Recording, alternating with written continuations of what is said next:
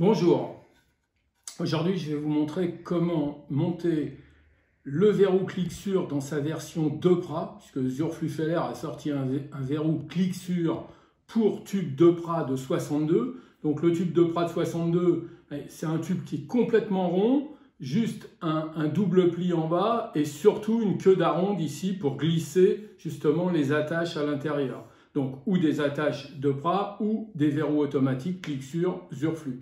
Donc, ce clic sur Zurflüh pour tube 2PRA de 62, il se caractérise par son premier maillon qui va donc permettre de venir se verrouiller dans la queue d'aronde du tube.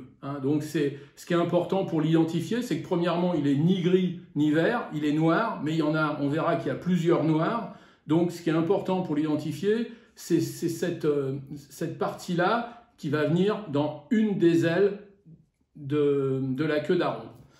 Donc, on va prendre le verrou. Là, j'ai pris un 3 maillons. Donc, il existe pour des lames à gros crochets et pour des lames à petits crochets. On verra après la difficulté de reconnaître le type de crochet de sa lame.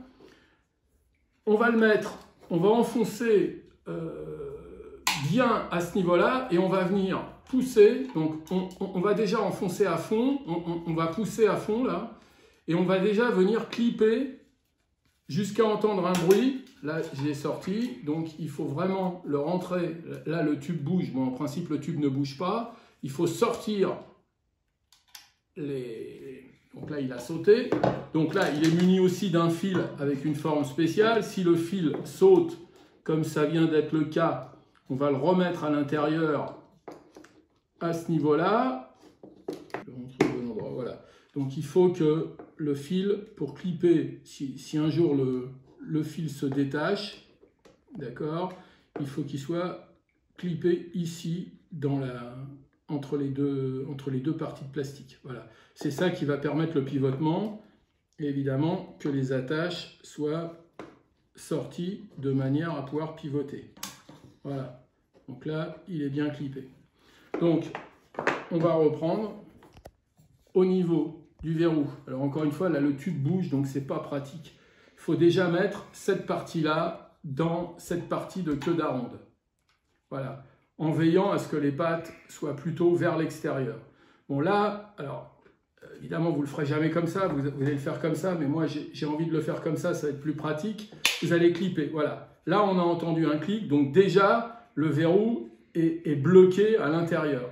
Mais pour qu'il soit vraiment verrouillé, il va falloir enfoncer, basculer ces petites pattes-là. Donc, elles sont assez dures à basculer. Donc, moi, je vous conseille de prendre un tournevis et de les pousser. Voilà. Donc là, le verrou automatique est bien clippé dans la queue d'aronde du tube 2PRA.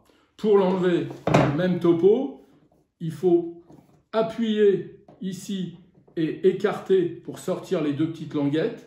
Voilà, donc, les écarter et après, surtout pas, là c'est la partie où il est le plus clippé, donc surtout pas faire ça, vous risqueriez de le casser.